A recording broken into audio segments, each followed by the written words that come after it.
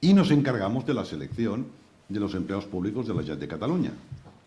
Y aquello era un disparate de la forma que lo hacíamos. Y yo, que no soy especialista, aquí tenéis muchos especialistas como Javier Cuenca, etcétera, por aburrimiento dije, voy a proponer un sistema para esto mejorarlo.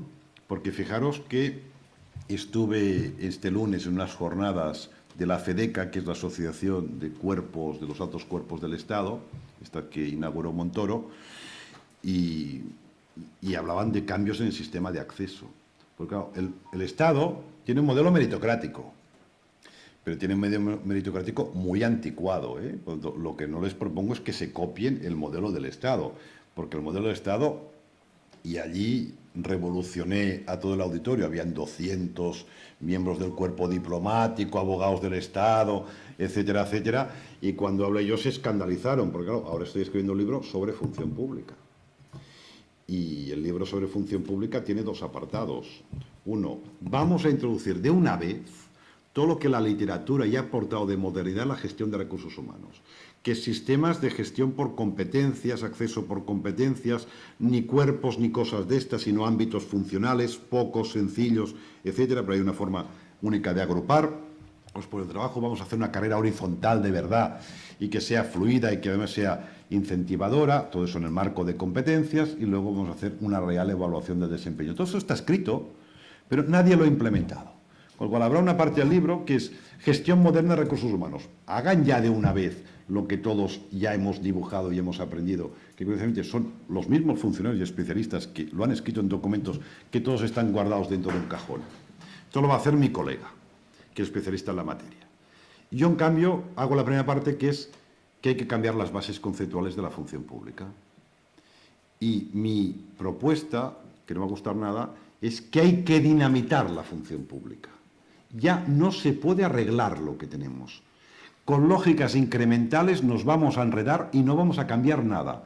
Sino mi propuesta es que agarremos el modelo de función pública, le pongamos una bomba y fuera.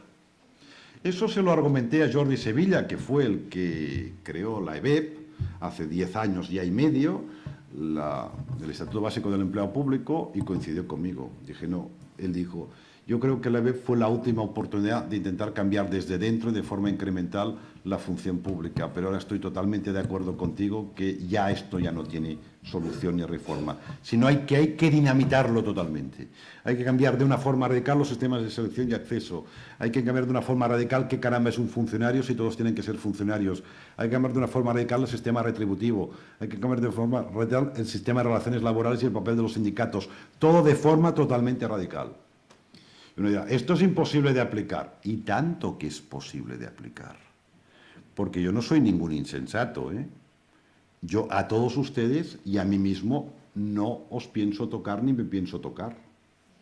Porque cambiar las reglas del juego de la función pública es algo muy traumático, porque al final siempre es retroactivo. Estás cambiando las reglas del juego en mitad de una partida, o de un partido, y eso no se puede hacer. Yo lo que propongo es hacer un gran pacto y decir, los que estamos dentro seguimos igual. Y es más, todo el montón de interinos que tenemos en la administración pública de antes y durante la crisis, que tenemos muchísimos, que por cierto muchos de ellos han accedido de forma heterodoxa, no meritocrática, estos me los como en patatas y los aplantillo. Porque puede ser una injusticia social no quedárnoslo. Y además, como es moneda de cambio con los sindicatos. El sindicato, ¿ustedes qué quieren? Aplantillar a todo el mundo. Lo aplantillamos, no hay problema. Pero a cambio, ustedes me permitan que haga una nueva ley disruptiva que a partir de 3 años los nuevos empleados públicos entran con un sistema radicalmente distinto. Porque ¿saben una cosa? La administración pública estamos muy envejecidos. En España somos 3.200.000 empleados públicos y nuestra media edad son 51 años y medio. Hay administraciones públicas, la Generalitat Valenciana lo tiene bastante estudiado, el País Vasco también, la AGE también, otros no tanto, donde demuestran que en los próximos 10 años va a desaparecer el 80% de personal cualificado, técnicos superiores y jefaturas. El 80%. Enorme pérdida de conocimiento. que eso ya estamos llegando tarde para transferir este conocimiento, que es más lento de lo que parece. Pero también es una oportunidad. En los próximos 10-15 años van a entrar 1,5 millones de empleados públicos nuevos y jóvenes. Fíjense que estos nuevos y jóvenes no van a trabajar hasta el 2050, van a trabajar hasta el 2065, porque más se van a jubilar a los 75 años. Y los vamos a hacer acceder con sistemas anticuados, memorísticos, con reglas del juego totalmente insensatas, que los vamos a envejecer el primer día.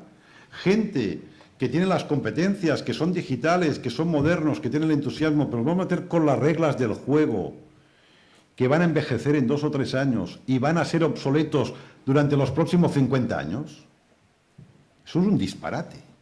Estamos haciendo auténticos disparates. La Administración General del Estado ahora acaba de convocar muchos puestos de auxiliar administrativo.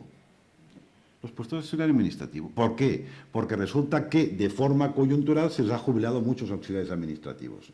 ¿Y qué sucede? Que el Estado tiene muchos miembros de los altos cuerpos con más de 60 años que todavía no tienen las competencias, digamos, ofimáticas mínimas. Vaya, que no saben abrir el ordenador. Y les produce miedo escénico. Ojo, son grandes profesionales, ¿eh? Lo que pasa es que están acostumbrados a que alguien les escriba los documentos. Lo escriben ellos a mano o lo graban, lo dictan y la administración auxiliar. Claro, esta gente ahora está aterrorizada. Dice, pero yo necesito auxiliares administrativos. Y dice, oído cocina, convocamos centenares de plazas de auxiliar administrativo. Pero hombre, si este perfil profesional ya no hace falta y en el futuro no va a hacer falta con el afianzamiento de la administración electrónica, de la ofimática y de la robótica. Es decir, estamos fichando a gente que de los 50 años laborales o 40 va a ser obsoleto el 90% de su tiempo, del tiempo de permanencia. Si les hace falta auxiliares, se va a buscar una ITT y que les dé apoyo hasta que estos se jubilen, porque además están a punto de jubilarse, estos miembros de los grandes cuerpos del Estado que no saben manejar el ordenador. Bueno, y ahí les decía, ¿el Estado que lo hace bien? Sí, lo hace bien, meritocrático, bien regular, ¿eh? Porque resulta que seleccionar es difícil, ¿eh? Los de psicología organizativa, que son los que saben, dicen que el mejor sistema de selección, que es el sistema que se basa en medir la inteligencia con pruebas psicométricas, solo tiene un índice de fiabilidad de 65%. Es decir, fallan en un 35%. Y en cambio las oposiciones meritocráticas que hace la AGE, que al menos las hace y por eso son buenos o muy buenos, tienen un nivel de fiabilidad de solo el 40%. Porque resulta que son pruebas que tienen que ver no con la inteligencia, la capacidad potencial, sino con las funciones del puesto. Pero además, como los temarios no se parecen nada a lo que uno tiene que hacer en el puesto, su fiabilidad baja al 30%. Es decir, que hacemos meritocráticos, pero un índice de fiabilidad del 30% o de error del 70%. Estos son los sistemas. Claro, se me escandalizaron todos estos abogados del Estado, diplomáticos, etcétera. Pero eso lo dicen los científicos, ¿eh? Hay un artículo muy interesante de un tío que se llama Vagues, que analizó durante 15 años las oposiciones de los 25 cuerpos del Estado, grandes cuerpos. Y llegó a la conclusión que para sacarte una plaza en estos cuerpos hace falta una media de 4 años de estudio a tiempo completo de los temarios. Es decir, por uno muy rápido que tarde 2, el resto tarda 6, 4 de media. Y que resulta que el 70% de los que se presentan lo abandonan a los 4 años, dedicando 4 años a tiempo completo sin tener éxito. Esto es un despilfarro social absoluto. Su crisis es que no tienen vocaciones, que convocan oposiciones y ya no se presenta nadie a los cuerpos del Estado. O los que se presentan no se lo han preparado.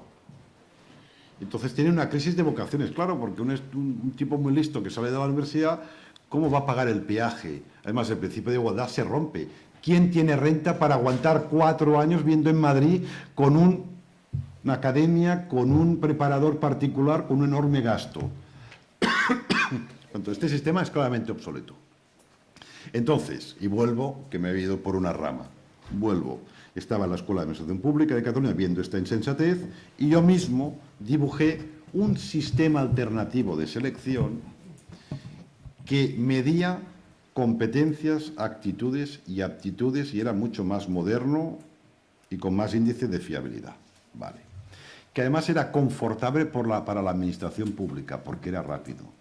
Que además era confortable para los candidatos, porque no hacía falta mucho tiempo de preparación, porque se hacía el ejercicio no en 9 meses, sino como si fuera un MIR o una selectividad, porque había una formación selectiva de entrada que realmente era selectiva y ahí detectabas aquellos que no tienen las competencias necesarias y de forma unánime, por eso lo hacen los cuerpos policiales y está bastante bien garantizado. Bueno, una vez lo tengo dibujado, que 20 es mi dibujo, lo tengo publicado en un libro que escribí hace 2 o 3 años, ahí está. Evidentemente es mi modelo, esto lo pasan por el filtro 3 o 4 especialistas y hacemos una maravilla. Y luego digo, para implementar este modelo debe ser muy difícil. Por lo menos,